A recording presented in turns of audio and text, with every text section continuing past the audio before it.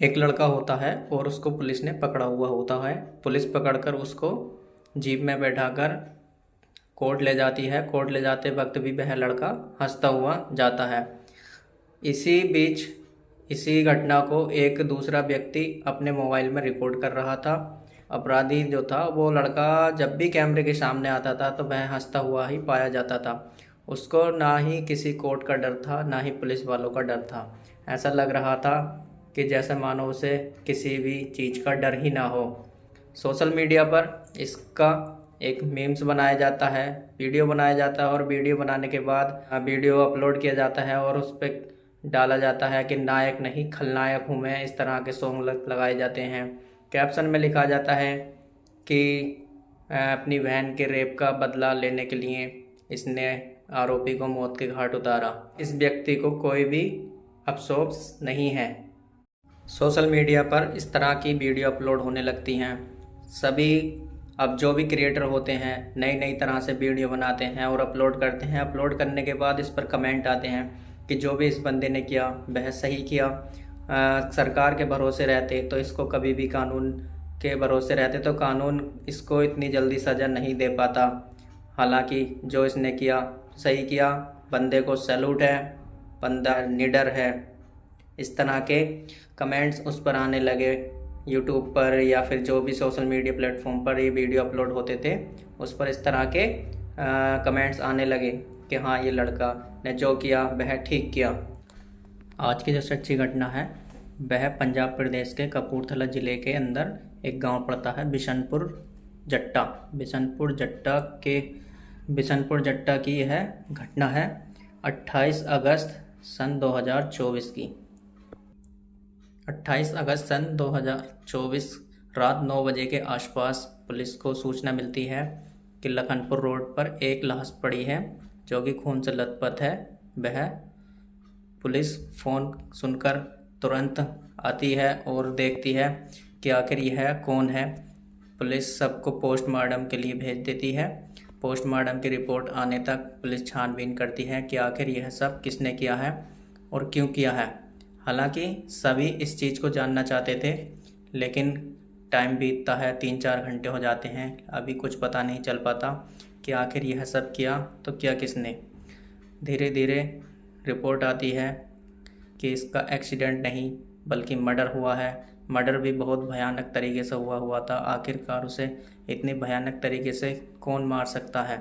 जो मृत व्यक्ति था जिसकी मौत हुई थी उसके घर वालों से फिर पुलिस उसके घर वालों से पूछताछ करती है कि आखिर आपको किसी पर शक हो तो बताइए। जो मरने वाला व्यक्ति था उसका नाम ओमकार था और वह भी बिशनपुर जट्टा का रहने वाला था।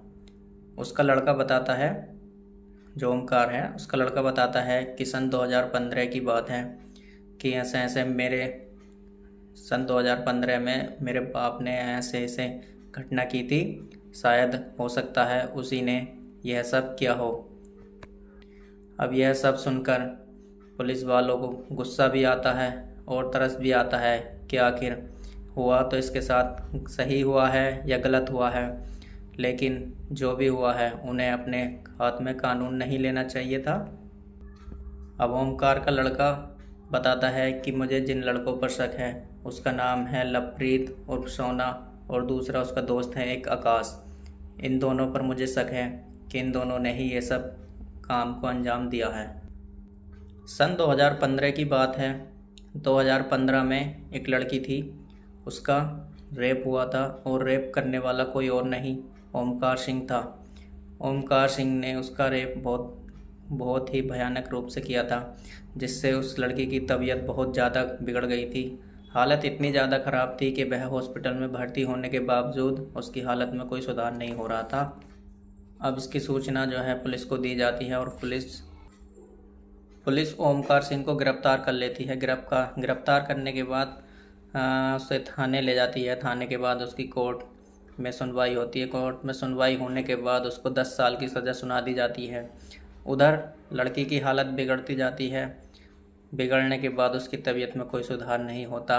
सुधार नहीं होते चलते उसकी लड़की की मौत हो जाती है। मौत होने के बाद कुछ दिन सही रहता है, लेकिन उसके पापा जो थे अपनी बेटी की मौत के सदमे में कुछ दिनों बाद ही चल पड़े, मतलब उनकी भी देहांत हो गया। ओमकार सिंह को 10 साल की सज़ा सुना दी गई थी। अब वह जेल में सज़ा काट रहा था। अब धीरे धीरे टाइम कट रहा था। अचानक से कोरोना काल शुरू होता है सन 2020 में। सन 2020 में अचानक ही ओमकार सिंह को रिहा कर दिया जाता है। ये आज तक पता नहीं चल पाया कि ओमकार सिंह को रिहा क्यों किया गया, किस वजह पर किया गया। हालांकि ऐसा भी हो सकता है जितना उसके खिलाफ सबूत मिले हों उसी के अनुसार उसको सज़ा सुनाई गई हो, इसी वजह से उसको इतनी जल्दी डिस्चार्ज कर दिया गया था। अब ओमकार को जो उसका भाई था लड़की का, लवप्रीत, ओमकार को जब गांव में देखता था तो उसका खून खोल उठता था।